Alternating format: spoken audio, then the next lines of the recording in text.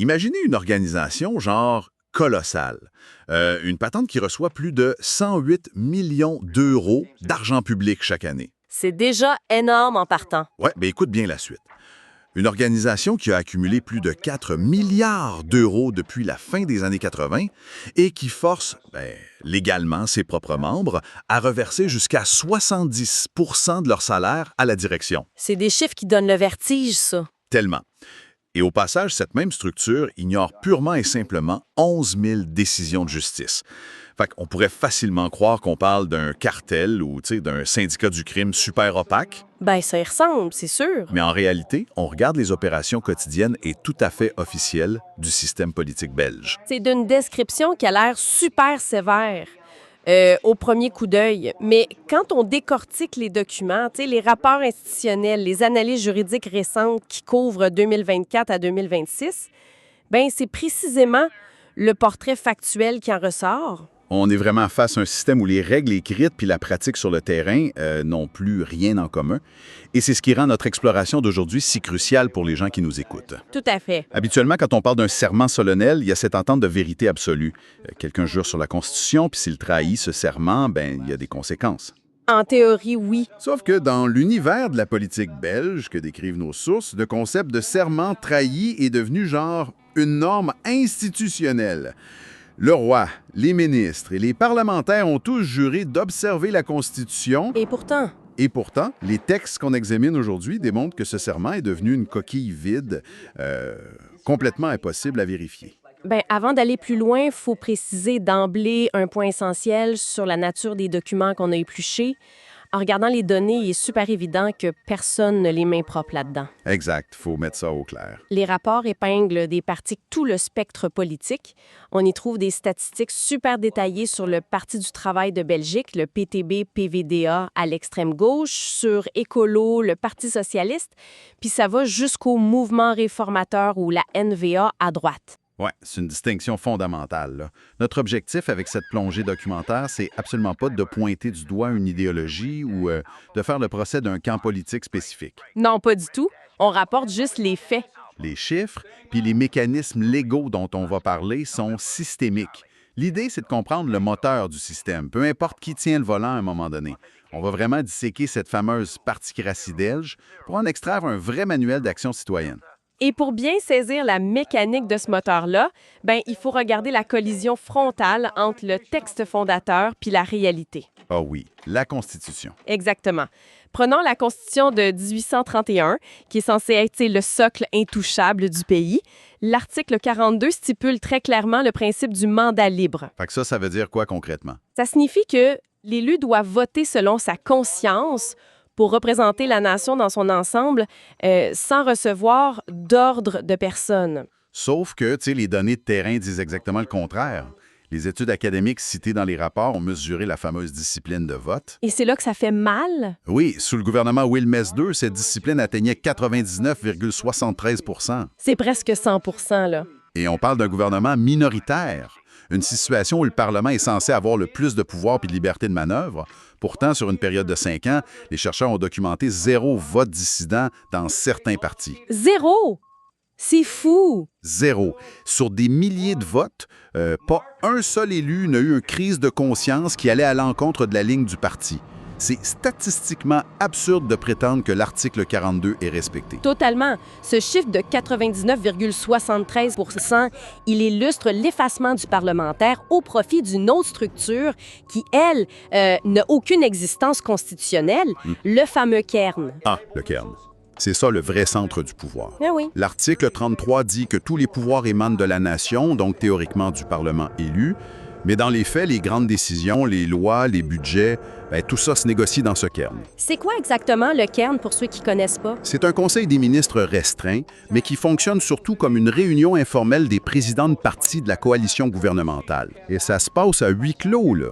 Pas de procès-verbal public, pas de transparence sur les compromis qui sont faits. Les présidents de partis s'entendent dans une pièce fermée, puis ensuite, ils envoient la consigne de vote à leurs députés. Exact. Le Parlement fait juste entériner la décision. Pour faire une image simple, tu sais, c'est comme si on engageait un consultant indépendant de haut vol, on le paye une fortune pour son expertise objective, mais à un moment donné, on réalise qu'il porte une oreillette puis qu'il récite simplement le texte que lui dicte une agence externe. C'est une excellente comparaison, ça. L'étiquette dit représentant du peuple, mais la fonction réelle, c'est porte-parole du parti. C'est exactement ça. Mais cette loyauté-là, elle sort pas de nulle part, c'est pas juste idéologique. Ah ben non. Cette loyauté indéfectible s'achète puis se maintient par un contrôle financier implacable. C'est là qu'on arrive au vrai nœud du problème. L'argent? Toujours l'argent. L'indépendance d'un parti est directement proportionnelle à sa richesse, et cette richesse-là, elle provient quasi exclusivement des caisses de l'État. En 2026, nos sources parlent de 108,7 millions d'euros par an de dotation publique. Ce qui nous ramène à la façon dont cette machine-là écrase l'indépendance de l'élu. Regardons l'article 76. Oui, un article très important, oui. Cet article a été pensé avec une sagesse évidente. Il prévoit une indemnité parlementaire super confortable pour garantir que l'élu ne soit pas tenté par la corruption, pour qu'il reste indépendant des pressions financières. Mais les partis ont trouvé la faille parfaite avec le système des rétrocessions. Ah, les fameuses rétrocessions. Explique-nous ça. Les documents sont fascinants sur ce point-là. Une rétrocession, c'est l'obligation pour un parlementaire de reverser une partie de son indemnité constitutionnelle à son propre parti. C'est comme une taxe de parti. Exactement. Et les taux documentés dans les rapports montrent une échelle très large. On commence autour de 10 pour des partis comme le PS ou la NVA. Ça monte à 40 chez Écolo, puis ça peut atteindre 60 à 70 du revenu net chez les élus du PTB-PVDA. Ben attends, je veux m'arrêter là-dessus parce que la mécanique est super vicieuse. L'État paye un salaire à un élu spécifiquement pour le rendre libre et indépendant. Oui. Et le parti récupère ce même salaire-là pour financer sa propre structure privée. C'est de l'argent public détourné légalement, au fond. Ben oui, c'est un siphonnage en règle. Puis si l'élu refuse de payer cette taxe interne, s'il vote de travers, la sanction est immédiate. Il perd sa place sur la liste électorale aux prochaines élections. C'est la mort politique pure et simple. C'est le levier de coercition principal. Et cela nous mène au paradoxe juridique le plus troublant de toute notre analyse, qui est lié à l'article 58 sur l'immunité parlementaire. Ah oui, l'immunité. C'est supposé protéger les élus, ça. Historiquement, oui. L'immunité a été créée pour empêcher un monarque tyrannique ou un pouvoir judiciaire instrumentalisé de faire arrêter un député. C'est simplement pour avoir voté une loi qui déplaît au pouvoir. Un bouclier pour la liberté d'expression. Exactement. C'est un bouclier. Mais aujourd'hui, d'après les rapports, la menace ne vient plus du roi, elle vient du président de parti. Puis ce même bouclier de l'article 58 empêche un juge d'instruction d'intervenir. C'est ça le pire. Un juge ne peut pas convoquer un député puis lui demander sous serment « Avez-vous voté pour cette loi budgétaire parce que vous pensiez que c'était bon pour le pays ou parce que votre président de parti vous a menacé de vous expulser si vous votiez non? » Le système genre retourner l'arme de protection contre la démocratie elle-même. Ce qui amène inévitablement la question centrale des sources qu'on examine aujourd'hui. Comment on se bat contre ça? Exact. Comment un citoyen ordinaire ou, mettons, un étudiant en droit qui refuse ce statu quo peut-il concrètement attaquer une structure aussi bien verrouillée? Parce qu'on ne peut pas juste pleurer sur la situation. Non, puis les rapports ne s'arrêtent pas au constat. Ils détaillent un véritable parcours stratégique pour constituer un dossier de preuves irréfutables. Justement, parlons de ce manuel de survie. On ne se pointe pas au palais de justice en disant « la particratie, c'est mal ». Ça prend des preuves matérielles, des actes super concrets. La première stratégie détaillée dans les textes, c'est l'utilisation militante de la transparence administrative. Basée sur l'article 32 de la Constitution. Voilà. Et l'outil pour ça, c'est la CADA, la Commission d'accès aux documents administratifs. Oui. Et depuis l'adoption d'une nouvelle loi en juillet 2024, le droit d'accès a été étendu aux documents des cabinets ministériels. Ça, c'est un changement de paradigme majeur, parce que ces cabinets ont toujours fonctionné comme les boîtes noires de l'État belge. OK. Fait que comment on s'en sert en pratique? L'approche documentée dans les manuels d'action citoyenne consiste à mener un véritable harcèlement administratif. Ouf, le mot est fort. Mais c'est ça, soumettre des dizaines, voire des centaines de requêtes formelles pour exiger les notes internes, les mémos d'instruction de vote, les correspondances entre les ministres et les présidents de parti. écoute, je suis pas sûr de vous suivre sur l'efficacité réelle de cette tactique-là. Si le système est aussi puissant pisciné qu'on vient de le décrire, ils vont jamais, au grand jamais, envoyer un mémo qui dit « J'ai forcé ce député à voter ». C'est sûr qu'ils vont pas faire ça. L'État va simplement évoquer le retard administratif ou utiliser l'exception prévue par la loi de 2024 qui permet de refuser l'accès si le document relève d'une stratégie politique. Un simple tampon refusé, ça fait pas trembler un gouvernement, là. Sur un refus isolé, vous avez totalement raison. Mais la stratégie juridique ne repose pas sur l'espoir naïf d'obtenir le fameux mémo compromettant. OK. Elle repose sur quoi d'abord? Elle repose sur la documentation de l'opacité systémique en droit administratif. Tu sais, un refus systématique et non justifié matériellement devient une preuve de l'intention dissimulée. Ah, je comprends. Si une centaine de requêtes citoyennes sont bloquées sous le prétexte flou de la stratégie politique, bien, ces 100 lettres de refus constituent ensemble une pièce à conviction démontrant qu'une administration viole délibérément l'esprit de l'article 32. D'accord, je vois très bien la nuance. C'est vraiment utiliser l'obstruction bureaucratique comme preuve d'intentionnalité de la faute. C'est brillant. Puis ce n'est pas le seul document à verser au dossier. Les sources mettent beaucoup d'emphase sur le pistage du financement occulte. Parce que les 108 millions d'euros de dotation directe, on s'entend que ce n'est que la pointe de l'iceberg. Oh que oui. Faut aller chercher les rapports annuels de la Commission de contrôle des finances, puis cartographier le réseau des ASBL. Des associations sans but lucratif. Exact. Les chiffres de fin 2021 mentionnés dans les rapports montrent que les partis politiques ont caché un patrimoine cumulé de 156,8 millions d'euros à travers des dizaines d'ASBL. C'est énorme. L'argent public est transféré vers ces structures immobilières ou de recherche pour échapper au contrôle direct. Et pour prouver cette défaillance de contrôle, la pièce maîtresse à l'international, c'est le rapport du Gréco. Le fameux organe anticorruption du Conseil de l'Europe. Ce rapport de 2024, selon nos textes, c'est une bombe nucléaire diplomatique, là. Absolument. Le Conseil de l'Europe constate que la Belgique a purement puis simplement ignoré 16 de ses 22 recommandations concernant le financement politique et l'intégrité. 16 sur 22. Oui, ça a forcé l'activation de ce qu'ils appellent la procédure de non-conformité règle 32 pour un État membre de l'Union européenne se retrouver sur cette liste aux côtés de régimes autoritaires. C'est une humiliation monumentale. Et cette humiliation-là, c'est une arme juridique. Mais pour aller chercher les preuves les plus compromettantes, notamment sur les pressions exercées sur les élus, nos rapports disent qu'il faut souvent des informations de l'intérieur. Tout à fait. C'est pour ça que les textes insistent sur la protection des informateurs. Avec la loi de 2022 sur les lanceurs d'alerte, c'est ça? Ouais. Oui, les lois anti-ASLAP contre les poursuites bâillons. Si un élu dissident dénonce des pressions puis subit des représailles du parti, la documentation de ces représailles devient la preuve directe que le système pénalise la liberté de conscience garantie par la Constitution.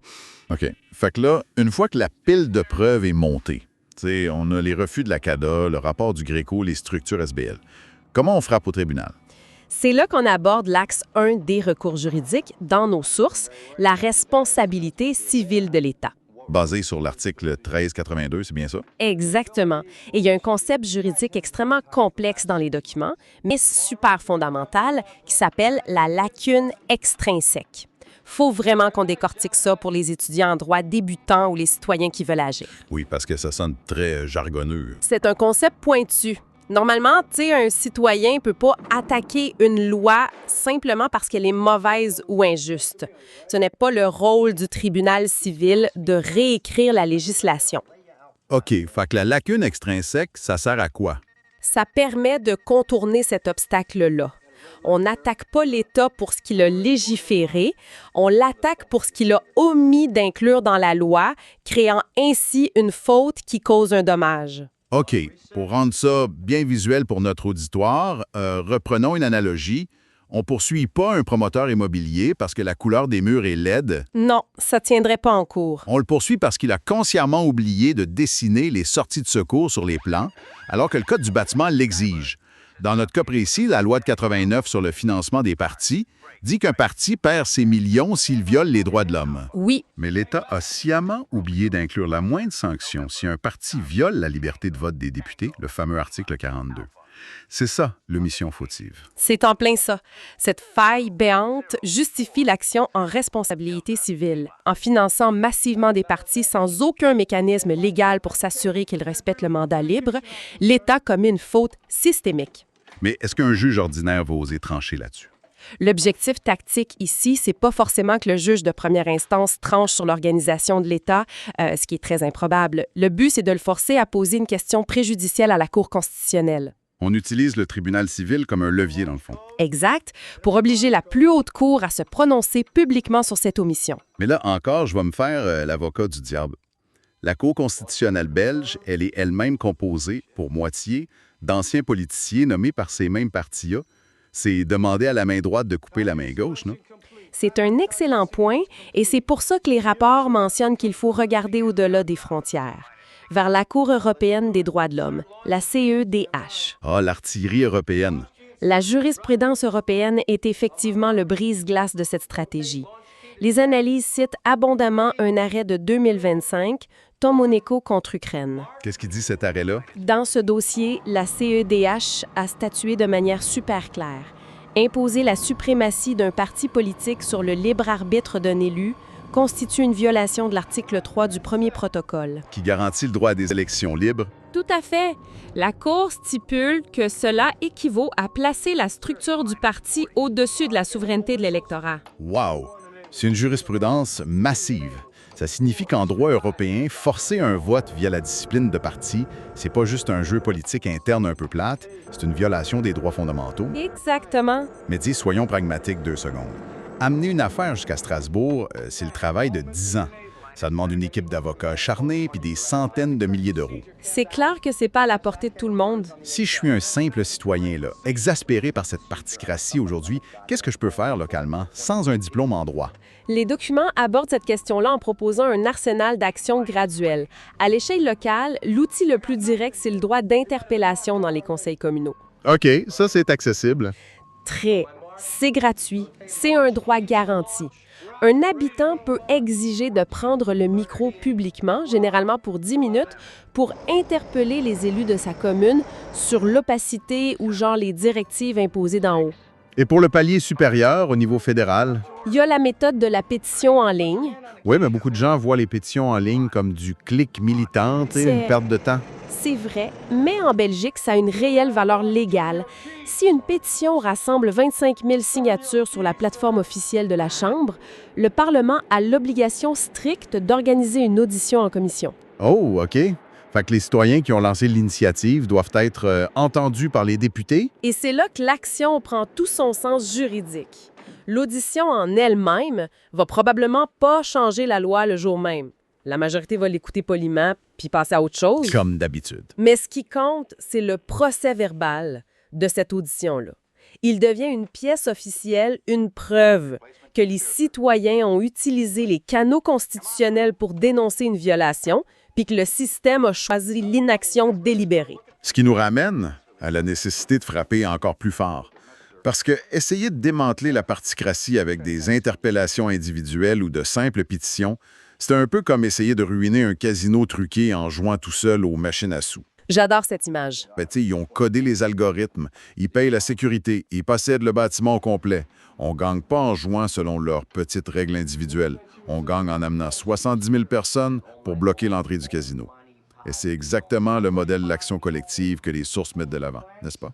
La comparaison illustre parfaitement le concept de rapport de force. Les documents analysent longuement le précédent créé par l'affaire Climat-Sac, l'affaire climat belge. Ouais, ça c'est majeur. Ce n'est pas une théorie académique, là. C'est une réalité jurisprudentielle. Près de 70 000 citoyens se sont regroupés en association pour attaquer l'État belge au civil en l'accusant de ne pas respecter ses propres lois en matière de réduction d'émissions de gaz à effet de serre. Et ils ont gagné de façon super retentissante en cour d'appel à la fin de 2023. Les juges ont reconnu que les défaillances climatiques engageaient la responsabilité civile de l'État. Exact. Ce que disent les juristes dans nos sources, si je comprends bien, c'est que l'architecture de cette victoire climatique est un calque parfait pour attaquer la particratie. C'est la même logique, hein? Si un juge accepte que l'État est civilement responsable de sa paralysie climatique systémique, bien, la même logique s'applique à sa paralysie démocratique systémique. L'inaction face à la destruction de la représentativité démocratique, c'est une faute tout aussi mesurable. C'est brillant. Mais ces gens-là sont pas tout seuls, j'imagine. Non, et pour monter de telles actions de masse, les citoyens ont le soutien d'acteurs institutionnels de poids.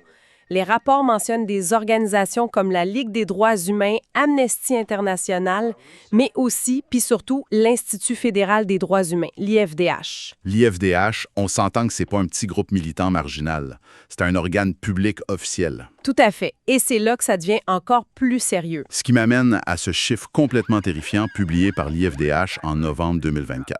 C'est peut-être la statistique la plus lourde de toute cette analyse. Ah, les 11 000 condamnations. Oui. Ils ont documenté plus de 11 000 condamnations judiciaires que l'État belge a tout simplement ignorées. On parle principalement de jugements liés à l'accueil des demandeurs d'asile. C'est sidérant. 11 000 fois, un juge a ordonné à l'État de respecter la loi, de fournir un hébergement ou de payer des astreintes. Et 11 000 fois, le gouvernement, dirigé par le fameux Kern, a dit non. Ils font même pas appel de ces décisions-là. Non, ils ignorent physiquement la décision de justice en refusant de débloquer les fonds ou de donner les ordres administratifs. C'est l'illustration ultime du dysfonctionnement. C'est une carence systémique où le pouvoir exécutif, qui est contrôlé par les partis, s'affranchit totalement du pouvoir judiciaire. L'État de droit cesse d'exister quand l'État lui-même choisit quelle décision de justice il accepte de respecter ou non. Ce qui nous amène à une réflexion finale vraiment vertigineuse qui émerge de cette enquête documentaire. On a beaucoup parlé des élus, des partis, des ministres, mais on a évité l'acteur qui est théoriquement au sommet de la pyramide. Le roi? Le roi, l'article 40 de la Constitution est super clair. Tous les jugements des cours et tribunaux, incluant ces 11 000 jugements bafoués, sont prononcés et exécutés, je cite, au nom du roi. Et c'est là que la contradiction institutionnelle est totale. D'un côté, l'article 91 stipule que le roi est le seul acteur à prêter directement le serment constitutionnel devant les chambres unies. Il jure formellement d'observer la Constitution. Oui, il jure d'observer la Constitution puis les lois du peuple belge. C'est lui, théoriquement, le gardien ultime du serment. Mais d'un autre côté, l'article 88 garantit l'inviolabilité absolue du roi. On ne peut pas le poursuivre, on ne peut pas le traîner en justice pour lui demander des comptes. Fait que la boucle est bouclée. Alors, si la personne au nom de qui la justice est rendue voit 11 000 de ses propres jugements jetés à la poubelle par son gouvernement et qu'il est structurellement incapable d'exiger qu'on les respecte, qu'est-ce que ça dit sur notre système? C'est une excellente question. Ça donne l'impression terrifiante que toute cette machinerie judiciaire puis politique ne repose que sur une grande fiction, une fiction à laquelle on accepte collectivement de croire. On retourne à la question de départ de notre plongée. À quoi sert un serment s'il n'y a personne au-dessus pour punir ceux qui le trahissent? C'est une question très inconfortable. Inconfortable, mais nécessaire. Et c'est là-dessus qu'on doit laisser notre auditoire réfléchir. À tous ceux qui nous écoutent, gardez l'œil ouvert, remettez en question les évidences qui vous entourent et surtout, n'hésitez pas à creuser les rouages de ces institutions. C'est la première étape pour reprendre le contrôle. Bienvenue à The Debate, notre espace de confrontation d'idées où nous croisons nos perspectives sur le matériel et les enjeux qui en découlent. Aujourd'hui, on plonge dans une réalité institutionnelle qui pourrait sembler tout droit sortie d'un roman dystopique, mais qui est pourtant bien réelle. Oui, tout à fait. C'est assez frappant quand on s'y penche. Exactement. Imaginez un système où l'État choisit délibérément de payer des amendes colossales, des millions de dollars, simplement pour garder le droit de ne pas obéir à ses propres juges. On parle ici de l'État belge tel que documenté dans notre matériel de 2026. Et c'est un point de départ saisissant parce que, quand on analyse les fondations d'une démocratie occidentale moderne, on s'attend généralement à une mécanique lisible, non? On regarde le texte de la Constitution, on identifie le Parlement, les élus, et on peut tracer la ligne du pouvoir. C'est la base, oui. Mais là, le matériel démontre que l'ingénierie constitutionnelle belge a été, dans le fond, complètement vidée de sa substance par ce qu'on appelle la particratie. Absolument. Et il faut vraiment décortiquer ce que ce terme-là implique sur le terrain. La particratie, c'est pas juste une grosse influence idéologique, c'est un contrôle industriel. Les documents qu'on a sous les yeux exposent une centralisation de pouvoir où les présidents de partis politiques captent, juste pour l'année 2026, genre 108,7 millions d'euros de dotation publique. C'est une manne financière énorme. Énorme. Et avec cet argent-là, ils imposent à leurs parlementaires une discipline de vote quasi totalitaire. On parle d'un taux de conformité qui frôle les 100 %. C'est un contournement flagrant du mandat libre qui est pourtant garanti formellement par l'article 42 de leur propre Constitution. Fait que la question névralgique du débat d'aujourd'hui, c'est comment les citoyens peuvent-ils attaquer juridiquement ce verrouillage partisan? C'est exactement là que le bas blesse. Et c'est là-dessus qu'on n'est pas du tout d'accord. De mon côté, en basant sur la jurisprudence en droit humain, je soutiens que l'architecture des tribunaux nationaux belges est beaucoup trop imbriquée avec ce même pouvoir politique. Le système est conçu de l'intérieur pour assurer sa propre survie. Tu penses que c'est peine perdue à l'interne, donc? Ben oui, je suis convaincu que le recours supranational et plus spécifiquement devant la Cour européenne des droits de l'homme, la CDH à Strasbourg, c'est le seul levier capable de générer un véritable changement systémique. Les tribunaux belges sont juste trop paralysés pour ça. C'est une thèse qui circule beaucoup, je te la compte, mais en tant que constitutionnaliste, je défends une toute autre approche. Je suis persuadée que l'action en responsabilité civile interne contre l'État belge, c'est l'arme juridique la plus incisive qu'on a. Ah oui, plus que Strasbourg. Définitivement. Plus précisément, une attaque qui serait fondée sur l'article 1382 de leur Code civil en exploitant une faille fascinante que le matériel détaille très bien, la lacune inconstitutionnelle. C'est une stratégie super chirurgicale pour attaquer la négligence de l'État dans ses propres tribunaux. OK, mais explique-nous un peu comment tu transposes ce concept très abstrait de lacune au financement des partis politiques, surtout avec la loi de 1989. Bien, c'est là toute la beauté de la mécanique civile, tu sais. En droit constitutionnel, c'est généralement impossible pour un simple citoyen de demander à un juge d'annuler une loi juste parce qu'il n'est pas d'accord. Non, c'est sûr. Mais ici, on n'attaque pas la loi elle-même, on attaque une omission. C'est ce qu'on appelle une lacune extrinsèque. La loi de financement de 1989 prévoit des sanctions financières hyper sévères, genre la coupure pure et simple de la dotation pour un parti qui violerait les droits de la CDH. Ouais, le législateur a prévu le coup pour les droits européens. Exact.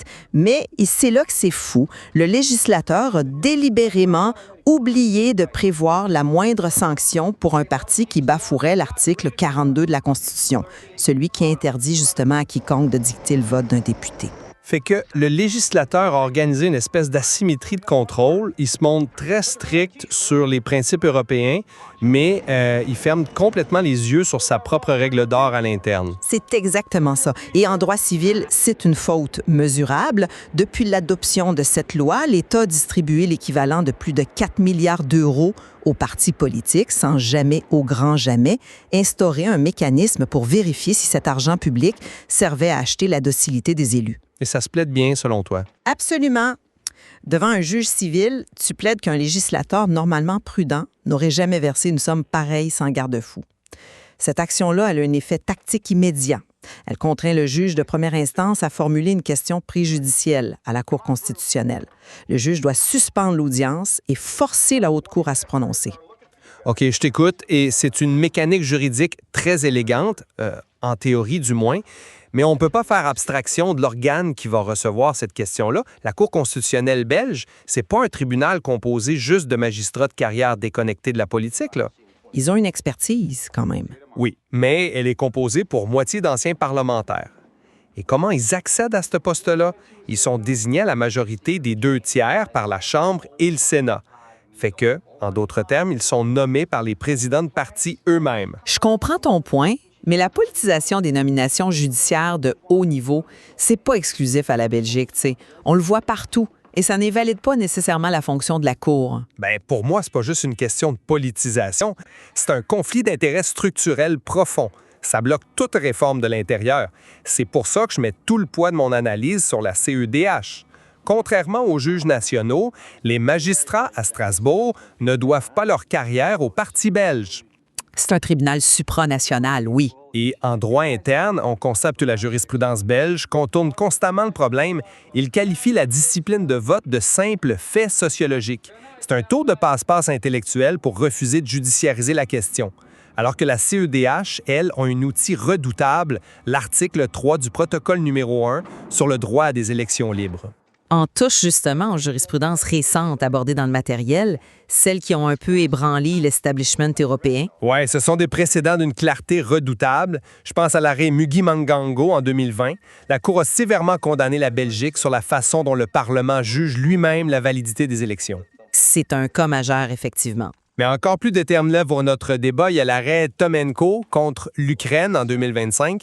Strasbourg établit formellement que la suprématie de la machine partisane sur le libre arbitre de l'élu viole la Convention. Les juges affirment que confisquer le vote d'un député, ça revient à placer le parti au-dessus de l'électorat souverain. C'est la radiographie exacte de la crise belge. La juridiction européenne ne se laisse pas embourber dans cette excuse du fait sociologique. D'accord, l'argument européen est fort, mais cette idée que les tribunaux nationaux seraient complètement condamnés à percevoir l'obéissance au parti comme intouchable, ça mérite d'être nuancé. Comment ça? L'historique prouve le contraire. C'est vrai qu'historiquement, les systèmes se protègent via l'article 58 de la Constitution sur l'immunité parlementaire. Et le paradoxe est cruel, on va se le dire. Cet article a été rédigé au 19e siècle pour garantir qu'aucun juge ne puisse poursuivre un élu pour ses opinions. Et aujourd'hui, c'est utilisé à l'envers. Exact. Aujourd'hui, cette immunité est invoquée par les partis pour empêcher la justice d'enquêter sur les pressions financières exercées sur les députés rebelles. Mais justement, le droit est littéralement instrumentalisé pour protéger l'illégalité, là. Le texte sert d'écran de fumée. Je l'accorde, c'est une dérive grave. Mais on fait fausse route si on conclut qu'un juge civil belge est incapable de sanctionner ça.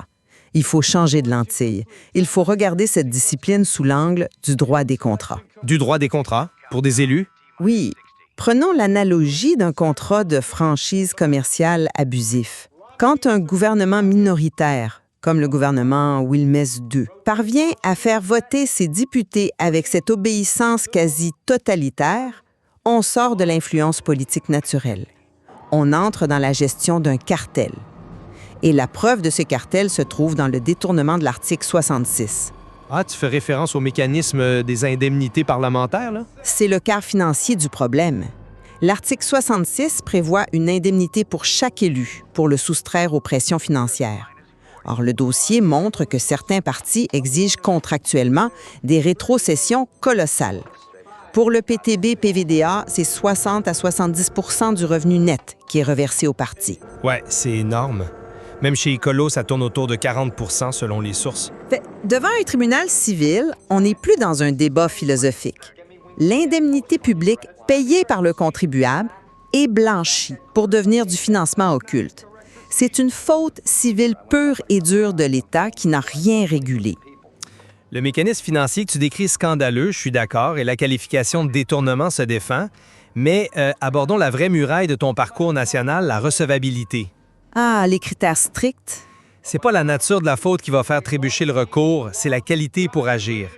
En droit belge, contrairement à ce qu'on voit ici en Amérique du Nord avec des actions d'intérêt public plus souples, l'action populaire, l'action popularis, elle est irrecevable. C'est très restrictif, oui. Un citoyen de Namur ou de Liège peut pas juste débarquer au tribunal en disant « Le système démocratique est brisé, je demande réparation ». Il doit démontrer un préjudice personnel et direct. Sauf que, et c'est là que la stratégie est brillante, la construction du dossier précontentieux est conçue pour contourner cet obstacle.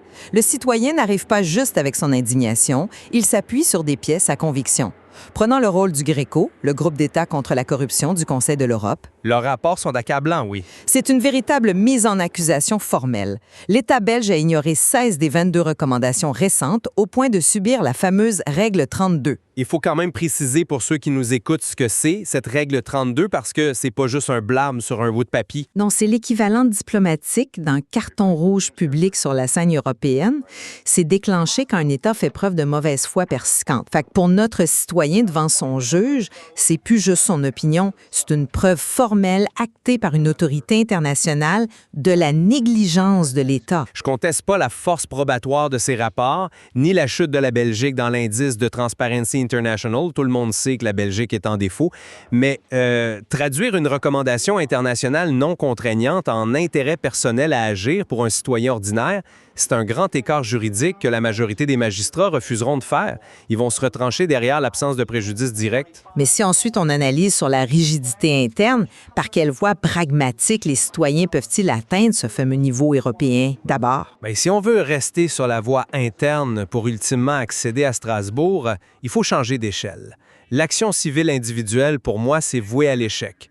Il faudrait s'inspirer de l'affaire Klimatzak. L'affaire sur le climat? Exactement, c'est l'équivalent d'un recours collectif ici, une class action. Il a fallu des dizaines de milliers de citoyens pour forcer le système à reconnaître un préjudice sociétal.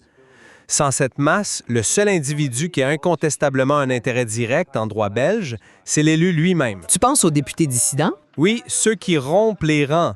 Les sources mentionnent les cas de Andeche, Dupont ou Aïtaloua, un parlementaire excommunié, amputé financièrement parce qu'il refuse de céder son vote. Lui, il a un préjudice civil limpide. Mais c'est là que ton architecture interne révèle sa tragédie. Si on doit compter sur le suicide politique de quelques dissidents héroïques pour réparer la démocratie, ben c'est la preuve que les recours ordinaires ne marchent pas. Mais pousse le raisonnement un peu plus loin. Si tu admets qu'il faut un recours collectif de type Klimatzak juste pour forcer la porte, ça valide l'idée que le litige stratégique national est l'étape obligée, non? Obligé procéduralement, oui. Tu vois la prudence de la Cour constitutionnelle comme un cul-de-sac? Mais en contentieux stratégique, c'est un levier. Le simple fait d'amener une juridiction à devoir statuer sur cette lacune inconstitutionnelle, ça crée une onde de choc. Dans la mesure où le procès agirait comme un révélateur. C'est implacable. Forcer le juge à répondre, c'est briser l'omerta. Même si la Cour, avec ses anciens politiciens, rejette l'argument, elle devra motiver sa décision. Elle devra écrire noir sur blanc pourquoi l'extorsion de fonds publics via les indemnités est légale selon elle. Ça expose les failles et ça devient la matière première parfaite pour ton action supranationale. Sur ce point procédural, on converge. La CEDH exige l'épuisement des voies de recours internes de toute façon. Fait que oui, il faut naviguer dans ce labyrinthe belge et brûler ces étapes judiciaires. C'est indispensable. Mais il est super dangereux de laisser croire aux citoyens que ce système interne va réparer la démocratie par lui-même. La seule instance avec assez d'autorité pour contraindre la Belgique, c'est Strasbourg. Et il faut regarder la réalité en face concernant l'exécutif belge. Tu fais référence au refus d'exécuter les arrêts dont j'ai parlé au début. C'est le cœur nucléaire de mon argument. Les preuves dans notre matériel sont terrifiantes. En novembre 2024, l'Institut fédéral des droits humains, l'IFDH, a dû ouvrir une enquête sur un phénomène hallucinant, la non-exécution systématique des décisions de justice par le gouvernement. Les chiffres sont astronomiques. Plus de 11 000 condamnations judiciaires concernant le manque de place pour les demandeurs d'asile, tout simplement balayées par l'État. Et pourtant, les tribunaux ont ordonné des astreintes, des pénalités financières par jour de retard. C'est ça qui est surréaliste. Le gouvernement préfère puiser dans les fonds publics pour payer des millions d'euros de pénalités plutôt que d'obéir à ses propres juges. Dans le fond, l'État taxe les citoyens pour financer sa propre illégalité. La directrice de l'IFDH demandait publiquement à quoi sert une décision de justice si le pouvoir l'ignore. C'est une question très lourde. On a affaire à un gouvernement piloté par un CAIRN, un conseil restreint de vice-premiers ministres qui sont les courroies de transmission des partis. Ils contournent le pouvoir judiciaire. Fait que comment peux-tu espérer qu'une action civile interne plie un exécutif qui a déjà fait sécession de son propre système de justice? Je dois t'avouer que c'est un argument de poids. Et l'arrêt camarade de la CEDH a d'ailleurs qualifié cette inertie de carence systémique grave. Je comprends ton scepticisme. C'est dur de ne pas l'être. Mais la stratégie de la responsabilité civile basée sur la lacune inconstitutionnelle garde un avantage fondamental, la temporalité et l'ancrage. Un recours à Strasbourg, ça prendra des années, voire une décennie. C'est vrai que c'est long. L'action civile, elle, traduit immédiatement un dysfonctionnement philosophique très vaste en une faute quantifiable sur le territoire national. Ça donne aux citoyens une prise directe pour exiger des comptes financièrement sur les 4 milliards d'euros versés depuis 1989. C'est une réappropriation, oui. Mais je maintiens que face à un dysfonctionnement de cette magnitude, la réponse doit dépasser les frontières. La CEDH offre cette extériorité vitale. Elle lie la Belgique à ses obligations internationales et ouvre la porte à des conditionnalités financières via l'Union européenne. C'est la seule vraie menace pour obliger le législateur à redonner le pouvoir à l'électeur. En analysant nos deux approches, c'est clair que notre diagnostic de base est identique. On observe tous les deux que l'obéissance forcée des parlementaires, combinée à un financement colossal sans transparence, ça vide la démocratie de son sens. C'est indéniable. Et c'est pour ça que la constitution du dossier est primordiale, peu importe où ça finit. Le harcèlement administratif documenté dans le matériel, c'est essentiel. Tu parles des demandes à la CEDA? Exact, la Commission d'accès aux documents administratifs. Les citoyens exigent de voir comment l'argent public est dépensé par les partis. Et même si l'État invoque sans cesse l'excuse de la stratégie politique pour ne pas répondre, chaque refus devient une preuve tangible de l'opacité. Et cette accumulation de refus, ça nourrit la preuve du préjudice, que ce soit plaidé à Bruxelles ou à Strasbourg. Absolument. Au bout du compte, on réalise que cette bataille pour restaurer le parlementarisme, ça demande un arsenal varié. Outre la responsabilité civile et la CDH, il y a d'autres voies mentionnées dans les sources. Des plaintes pénales pour détournement de fonds, le Comité européen des droits sociaux ou même des outils de démocratie directe. Il faut attaquer cette forteresse de toutes parts, dans le fond, pour exposer la machinerie au grand jour. Oui, le démantèlement de la particratie ne se fera pas en un seul procès miracle. En début d'émission, on parlait de la lisibilité des fondations démocratiques. Ce que cette radiographie de la Belgique nous montre, ce sont des murs porteurs rongés de l'intérieur. Cimentés par la loi de 1989, malheureusement. La suite dépendra de la persévérance et de la robustesse de ces recours. Ce sera certainement un dossier à suivre de très près.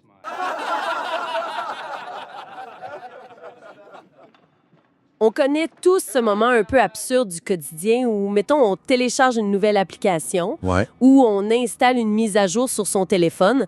Puis là, il y a une fenêtre qui apparaît avec des dizaines de pages de texte super minuscules, tu sais, les fameuses conditions d'utilisation. Ah, le cauchemar de tout le monde. Exactement. Et on s'entend qu'on fait tous la même affaire. On fait défiler le texte à la vitesse de l'éclair jusqu'en bas. On cherche juste le bouton. C'est ça, on cherche le petit bouton qui dit « J'accepte », on clique, puis on passe à autre chose. Et ça, sans en avoir lu une seule ligne, évidemment. C'est comme un mensonge universellement accepté, genre une sorte de fiction juridique avec laquelle on a tous appris à vivre. Totalement. C'est devenu un réflexe pavlovien. On accepte un contrat juridiquement contraignant qui dicte carrément comment nos données vont être gérées, mais de manière purement performative. On signe d'abord, puis on espère que tout ira bien ensuite. Oui. Sauf que, imaginons un instant que ce contrat-là, c'est pas pour une application pour mettre des filtres sur des photos. OK.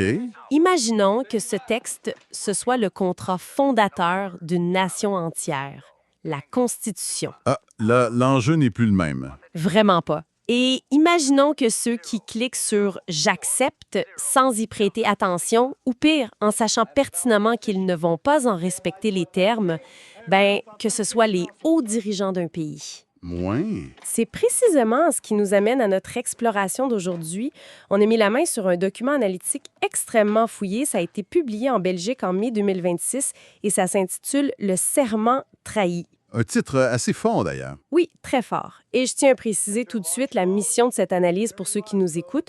Le but ici, c'est pas de faire un procès politique ni de pointer du doigt un parti plutôt qu'un autre. Pas du tout. Non, on reste neutre. Exactement. L'objectif, c'est d'examiner objectivement un décalage immense et super bien documenté entre les promesses constitutionnelles solennelles d'un État et la vraie réalité de l'exercice du pouvoir. Et je pense que c'est une posture d'analyse fondamentale à établir d'emblée. Parce que le document qu'on va explorer aujourd'hui, il verse absolument pas dans la théorie du complot, tu sais. Non, c'est pas un éditorial d'opinion non plus. C'est ça. C'est un travail qui s'appuie strictement sur des données empiriques.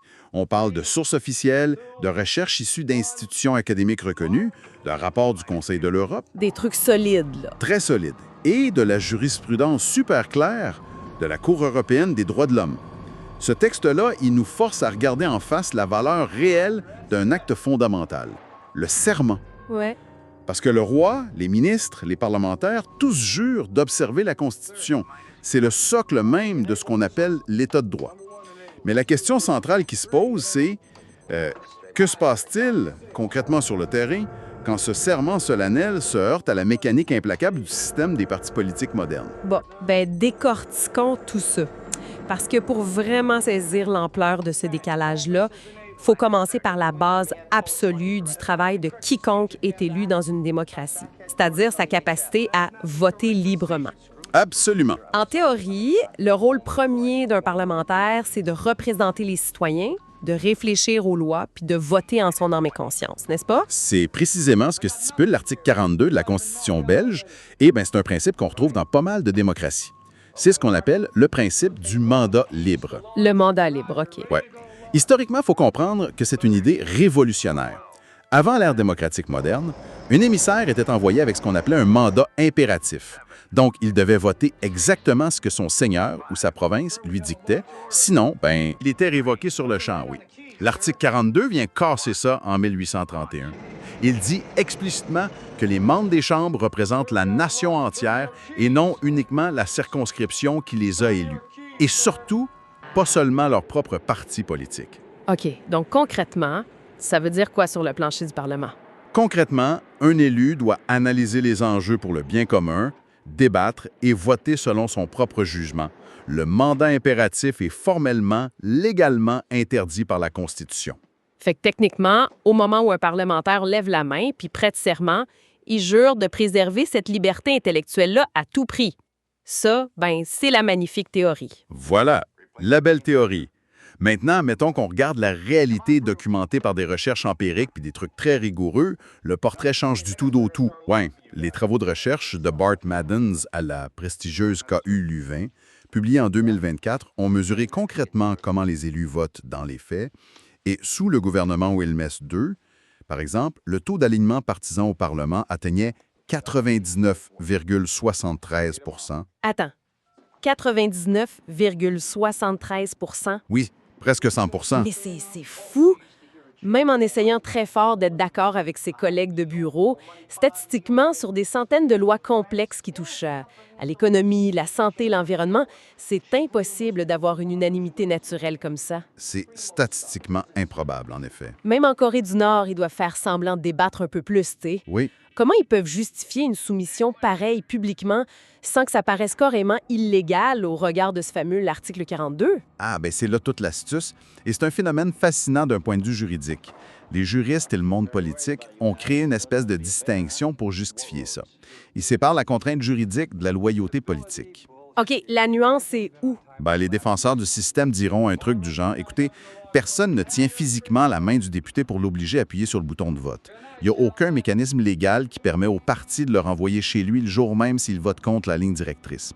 Donc, techniquement, juridiquement, il est libre. Ah, je vois! C'est une contorsion intellectuelle parfaite. N'est-ce pas? Tant que la menace n'est pas inscrite noir sur blanc dans un texte de loi, on fait semblant qu'elle n'existe pas. Mais on s'entend que dans la vraie vie, avec un taux d'obéissance de près de 100 %, on parle plus pantoute de simple convergence d'opinion ou de franche camaraderie, là. Non, absolument pas. D'ailleurs, les données montrent que certains partis n'ont enregistré absolument aucun vote dissident. Zéro. Sur l'entièreté d'une législature de plusieurs années. Zéro. Non, zéro. C'est la preuve mathématique d'un système de contrôle total. En fait, ça nous dit très clairement que le débat ne se fait plus du tout dans l'hémicycle. Le débat se fait plus au Parlement, fait qu'il se fait où? Il se fait ailleurs. C'est ce qui nous amène au concept du kern. Le kern. Oui, un mot néerlandais qui désigne le noyau. Le kern, c'est la réunion informelle à huis clos des présidents des partis qui forment la coalition gouvernementale. Tu sais, en lisant cette partie-là du document, l'analogie qui m'est venue en tête, c'est celle d'une immense discothèque. OK, je vous écoute. Le Parlement, la Chambre des représentants, c'est comme le grand plancher de danse officiel. C'est immense, il y a des projecteurs magnifiques, des caméras qui diffusent en direct. Oui, la belle vitrine. C'est ça. Mais en réalité, le plancher est vide de toute spontanéité. La vraie fête, la vraie décision, elle se déroule dans un petit salon VIP privé, caché à l'arrière, où les citoyens ont absolument aucun accès.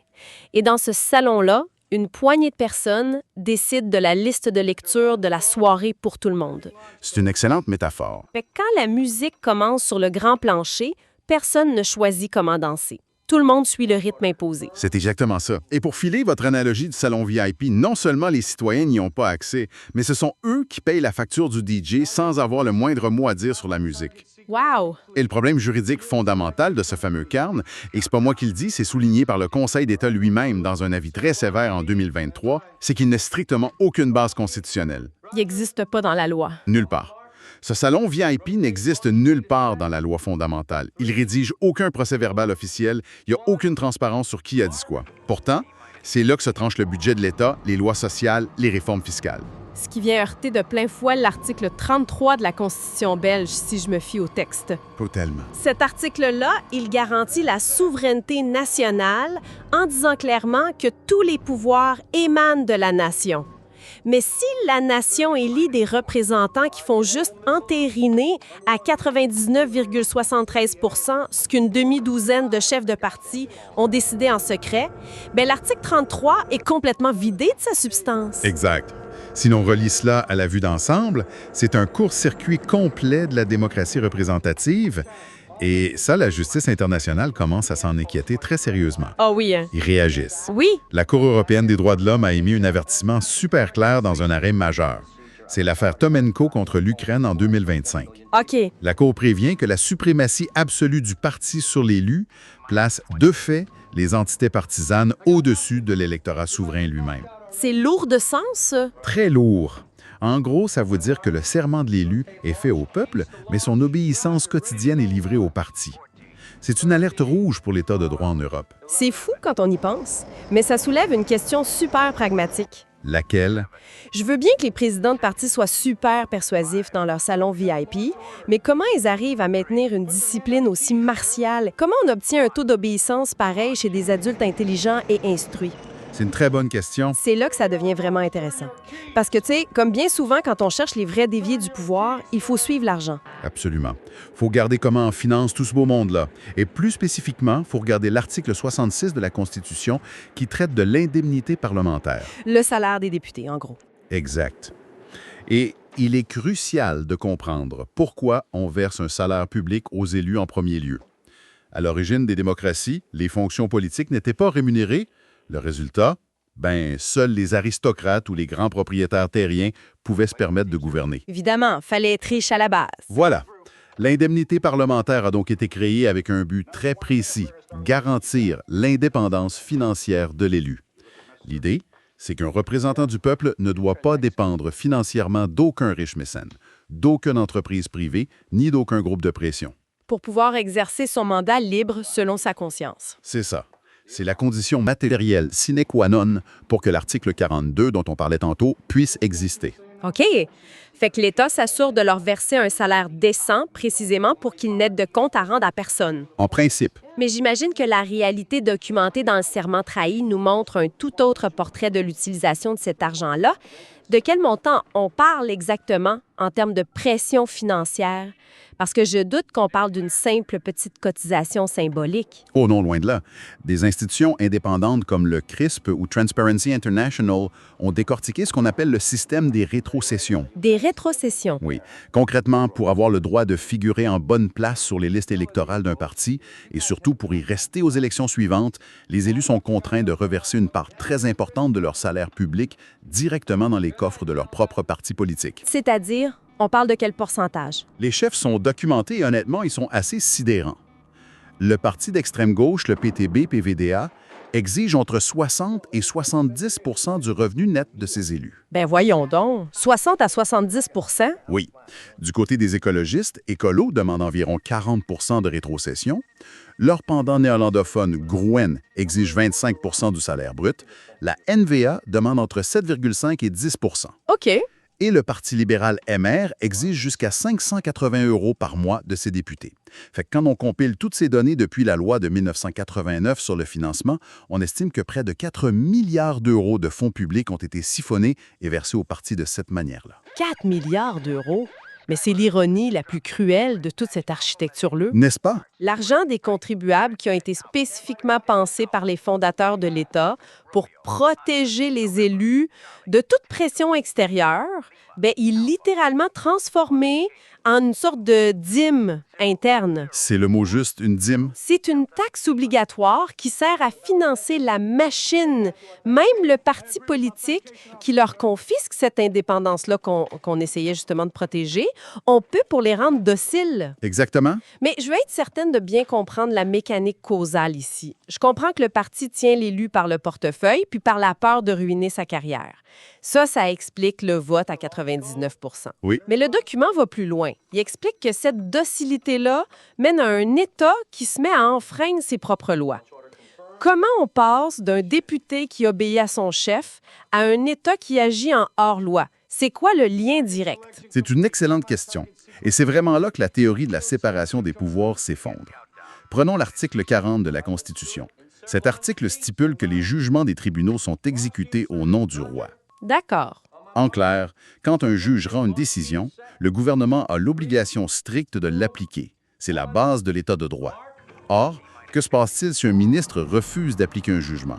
Bien, normalement, le Parlement, qui est censé contrôler le gouvernement, devrait convoquer ce ministre, le sanctionner ou même voter une motion de méfiance pour le forcer à démissionner. D'accord avec moi?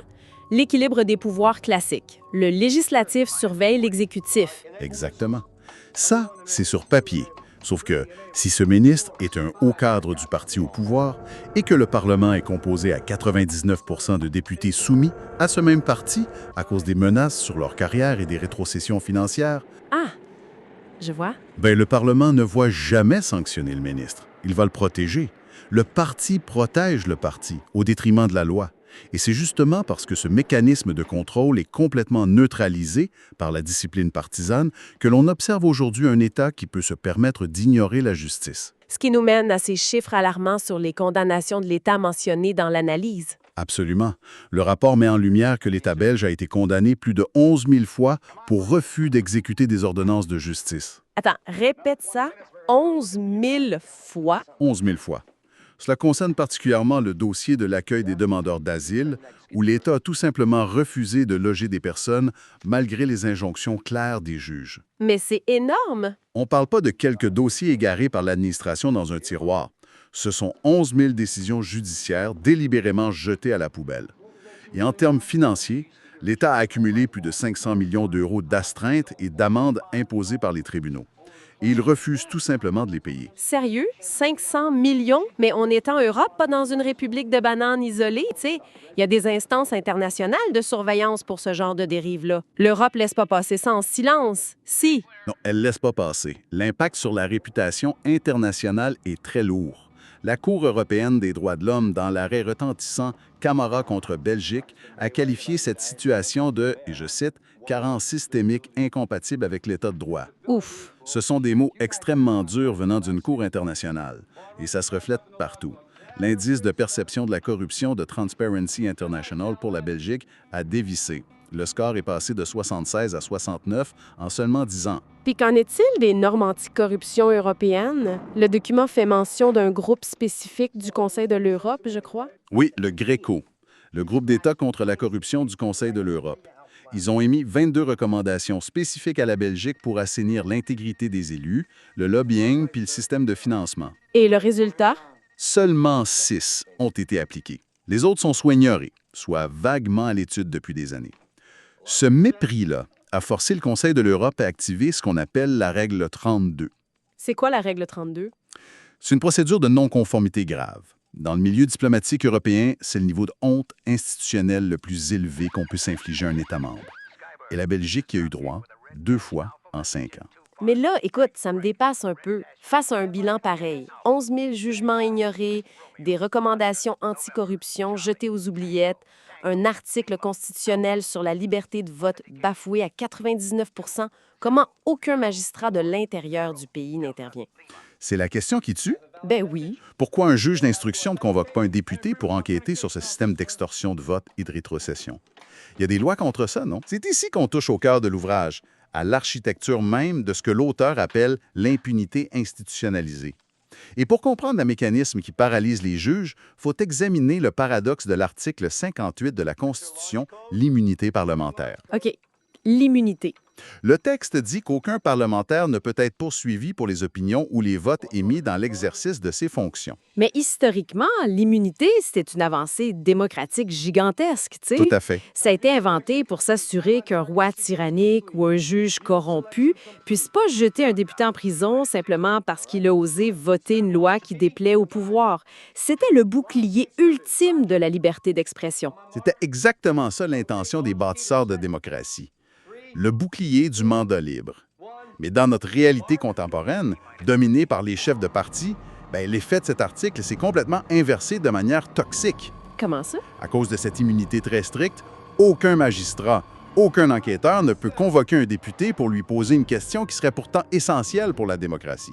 Une question du genre « Monsieur le député, avez-vous voté pour cette loi par conviction personnelle ou bien parce que votre président de parti vous a extorqué ce vote en menaçant de vous rayer des listes et de couper vos revenus? » Ah! La justice a l'interdiction formelle de poser cette question-là. C'est incroyable. C'est comme si cette immunité parlementaire-là, ce bouclier, c'était genre une armure pare-balles de très haute technologie. Ouais, j'aime l'image. C'est absolument génial pour te protéger des tirs extérieurs, des pressions de l'exécutif, mais si le système informatique de l'armure est piraté par le chef de parti, que l'armure se verrouille de l'intérieur puis qu'elle t'emprisonne pendant que le bâtiment prend feu, la protection devient littéralement ta propre prison. C'est une métaphore parfaite.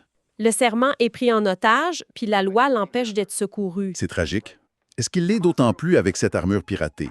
C'est que les juges voient très bien que l'élu est prisonnier à l'intérieur, mais la loi leur interdit d'approcher pour désactiver le verrou. Les juristes constitutionnalistes ont un terme technique pour décrire cette situation-là. Ah oui? Ils appellent ça une lacune extrinsèque inconstitutionnelle.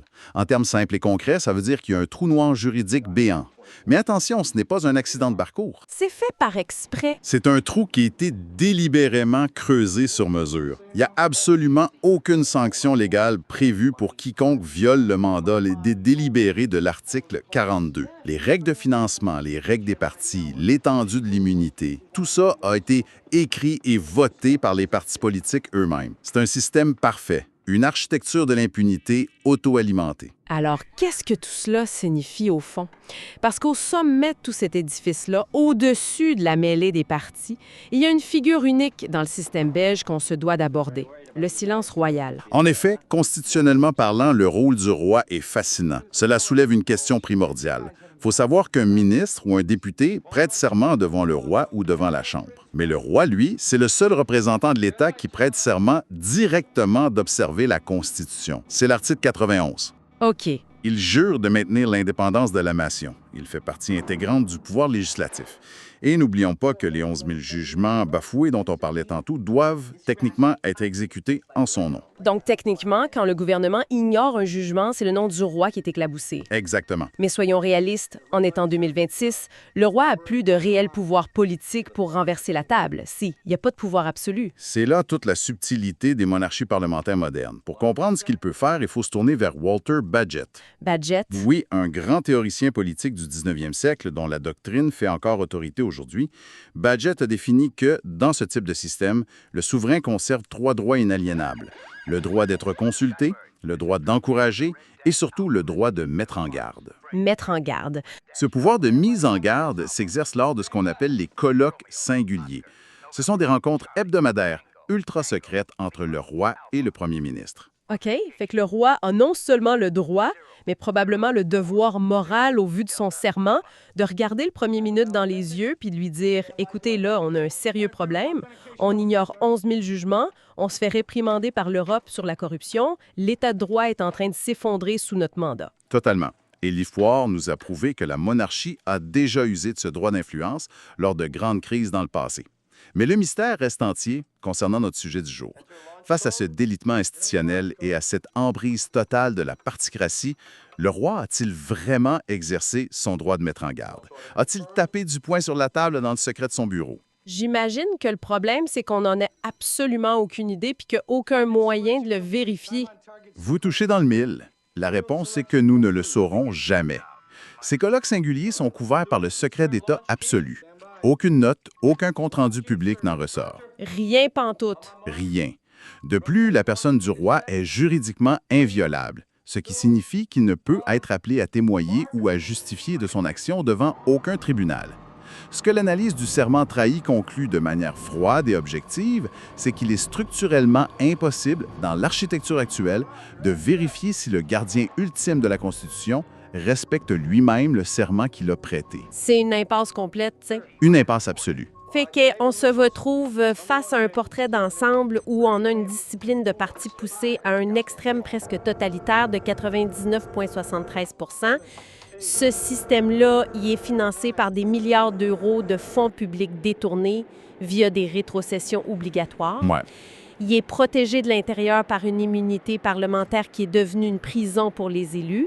Puis le tout est couronné par un arbitre royal constitutionnellement muet et inauditable. C'est le résumé parfait. C'est lourd. C'est vraiment lourd.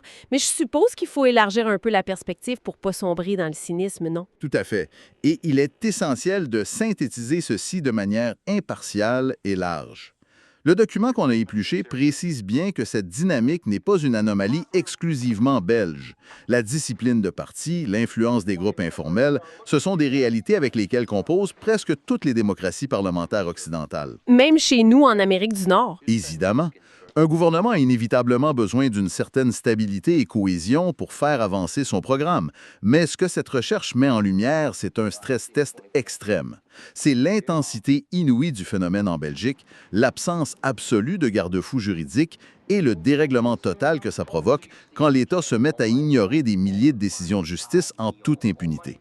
Fait que c'est pas seulement un problème de procédure interne, c'est une véritable maladie systémique de la démocratie. Exactement. Mais dites-moi qu'il y a des solutions. Est-ce que les auteurs entrevoient des avenues pour briser ce verrouillage institutionnel-là? Oui, il y a de réelles lueurs d'espoir. Mais elles émergent généralement en dehors du carcan parlementaire traditionnel qui est devenu trop sclérosé. OK, on passe par où alors? Le document aborde notamment le modèle d'action citoyenne, comme la célèbre Climat-Sac. L'affaire climat? Oui, l'affaire climat en français. Il s'agit d'une action en justice collective lancée par plus de 70 000 citoyens, puisque les parlementaires, prisonniers de leur loyauté envers les partis, refusaient de contraindre le gouvernement à respecter ses propres engagements climatiques, mais les citoyens ont contourné le salon VIP politique. Ils ont fait comment? Ils sont allés directement devant les cours de justice pour attaquer l'État pour inaction. Et ça a marché, ça? Ça a fonctionné, les tribunaux ont fini par condamner l'État. Ça prouve que lorsque les voies de contrôle interne de l'appareil législatif sont paralysées par la particratie, la mobilisation citoyenne de masse via le pouvoir judiciaire reste un électrochoc. C'est capable de forcer l'exécutif à faire face à ses responsabilités. C'est fascinant. Ça montre que le système de l'État de droit, même malmené, a encore des anticorps. C'est un exemple super puissant. Puis c'est exactement pour ça qu'une analyse approfondie comme celle-ci est si cruciale pour quiconque s'intéresse à la santé de nos sociétés contemporaines. Tout à fait. Tu sais, peu importe le pays dans lequel on vit, comprendre en détail comment ces failles-là se créent, comment les lois sont contournées de l'intérieur, ça nous équipe d'un bien meilleur esprit critique. Ça nous empêche d'être de simples spectateurs naïfs. C'est le but de l'exercice. Ça nous apprend à regarder au-delà de la belle façade des parlements puis des discours d'investiture grandiloquents pour exiger de savoir où réside réellement le pouvoir et comment il s'organise dans les ombres d'ombre. Parce que l'enjeu dépasse la simple curiosité intellectuelle ou le respect d'un texte légal. En fin de compte, quand les dirigeants prêtent serment et ne le respectent pas structurellement, c'est la confiance même des citoyens en l'intégrité de l'État et de la démocratie qui s'érode. Et ça, c'est dangereux. Ce qui nous ramène tout droit à notre image du début. Ces fameuses conditions d'utilisation qu'on accepte tous sans jamais les lire. La réflexion que tout ça m'inspire et que je veux laisser à l'esprit de ceux qui nous écoutent aujourd'hui pour continuer à y réfléchir, c'est la suivante. Si la plus haute loi d'un pays, la Constitution elle-même, peut être systématiquement vidée de son sens, non pas par des coups d'État violents, mais de manière sournoise, en utilisant de façon très opportuniste ses propres mécanismes de protection, alors à quel moment précis un texte constitutionnel s'instille d'être le mode d'emploi d'une nation? À quel moment ça devient simplement un beau parchemin sous une vitrine de musée qu'on visite poliment de temps en temps par nostalgie, mais qui n'a absolument plus aucune emprise sur ceux qui nous dirigent? C'est une piste de réflexion assez troublante sur la fragilité de nos acquis démocratiques. À garder en tête, mettons, lors des prochaines élections.